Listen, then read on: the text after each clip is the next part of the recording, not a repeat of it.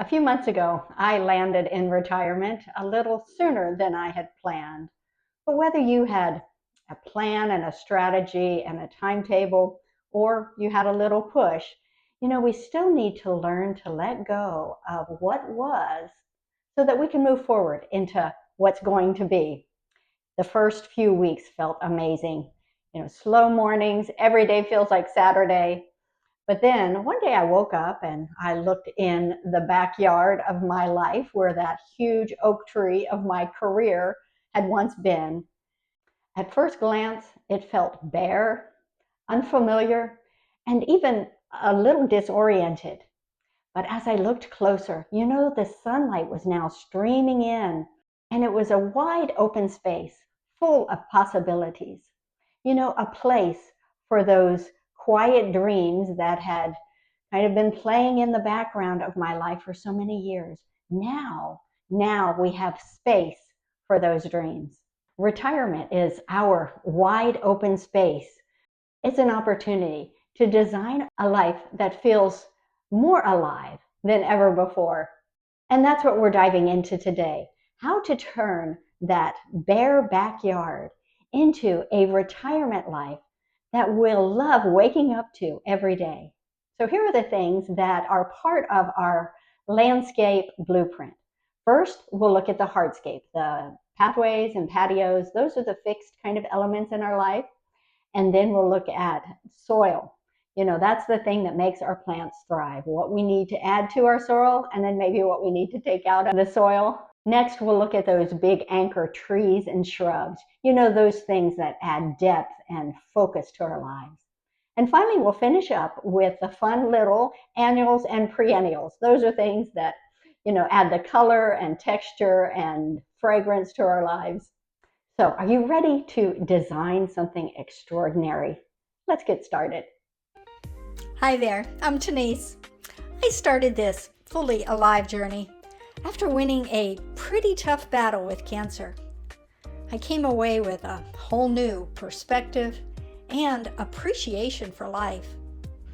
Now, as I'm leaning into retirement, I'm discovering and sharing practical ways to live a fully alive life for many years to come.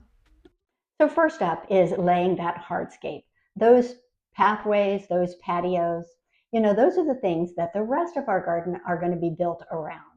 And these things add that stability, that foundation to our landscape. So we're going to look at just three things as part of our hardscape. So first is our core routine. And this can include a wake-up routine, daily movement, scheduled connections, and then maybe some blocks of time that give our lives purpose. And then finally, kind of that wind down routine. That core routine really adds some needed structure to our lives.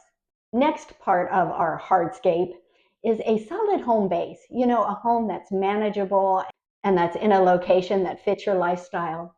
And then finally, having our financial security. And those are the things like your streams of income, your Social Security, maybe annuities or IRAs or savings. Having a good budget, a budget that has some breathing room in it. And then finally, an emergency fund. Finances are huge here and can be a big stressor. And, having a big retirement fund isn't necessarily a guarantee for a great retirement. This is where we make the most of what we have. Maybe our retirement backyard isn't that huge, grand English castle garden or a theme park designed backyard. Maybe it's a simpler design, but, just manicured to perfection and pruned, and every piece of our retirement garden has great meaning to us. Or maybe you're on the other end of the spectrum and it's this beautiful wildflower garden. Every garden is different, every life is different. And what fits for us and our life situation, including our finances, those can all vary so much. But we can still have a beautiful retirement backyard. So a core routine, a home base, and then that financial security, they provide the outline and the structure and the stability for the rest of our garden. So up next is soil preparation. I know that does not sound fun at all, but I have learned from experience that soil preparation is so important to have a thriving garden that doesn't struggle and, risk your plants dying. So it's often overlooked and it's not very glamorous, but this is a very critical step in planning our landscape in retirement. So first is old roots, those habits that may be carried over from our career life. Things like spending without thinking, retail therapy, just because we knew we had a big paycheck coming in and that really wasn't something that we needed to be mindful of. That's a habit that we need to pay attention to. And then even our health and our eating habits, grab a coffee on the way to work and maybe junk food, a candy bar in your drawer for lunch, and then take out for dinner. Even that workplace identity needs to be uprooted to make room for the next phase of you that's going to develop and emerge. Next is toxic things in our soil. Those stressors from work, the worry that we carried, the things that kept us up at night, those things build up. Hello, high cortisol. And retirement is the perfect opportunity to exhale and to let those things go. Next is weeds. They pop up effortlessly. And those are things like, doom scrolling forever on Facebook and binge watching TV or even emotional eating. They pop up fast and they crowd out the things that we actually want to plant in our lives. And finally, competing plants. The things that maybe fit in our life before we retired, but now are just taking up space and time and even finances. Downsizing is big in retirement. Just going through things and getting rid of the things that no longer fit. They're just taking up room. I think of our work wardrobe, maybe those gadgets and things that we bought and stuffed in the closet in the garage and, broken, or they're not even needed anymore. They're just taking up space. Or maybe that big fancy luxury car that was great for your commute, but it's not going to serve you well for those sunset picnics or the afternoon golf game or a quick trip to the beach. It's time to let those things go.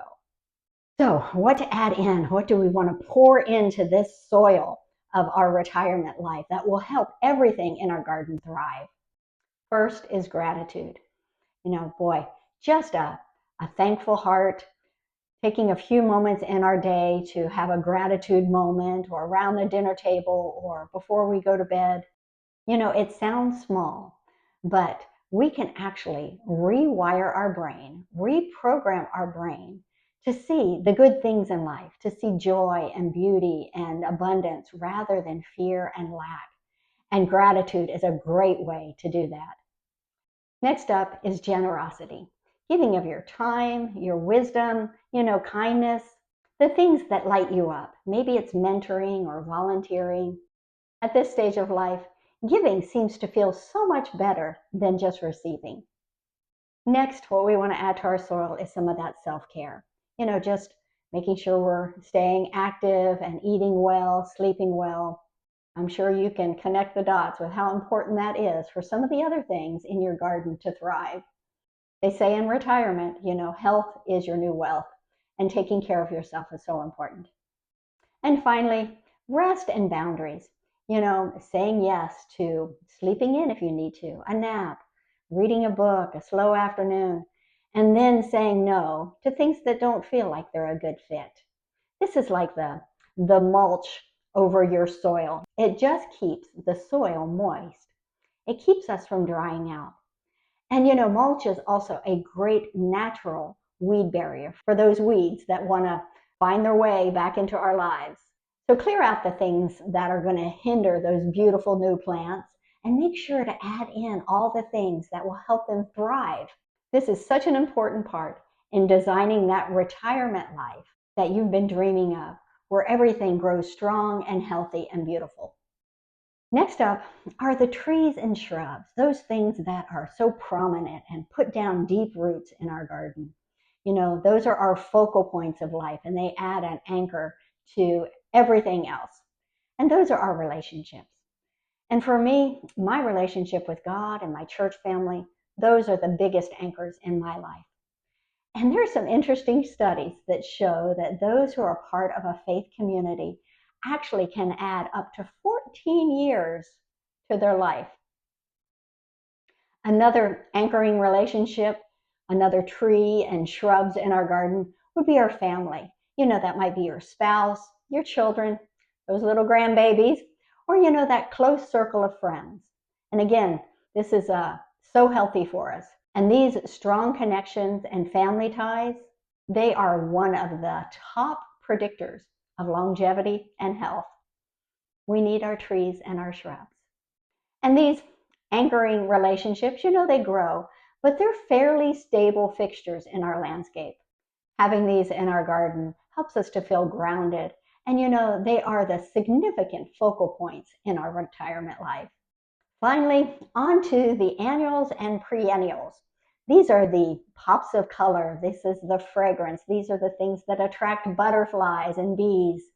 And they're pretty inexpensive compared to, say, a large tree.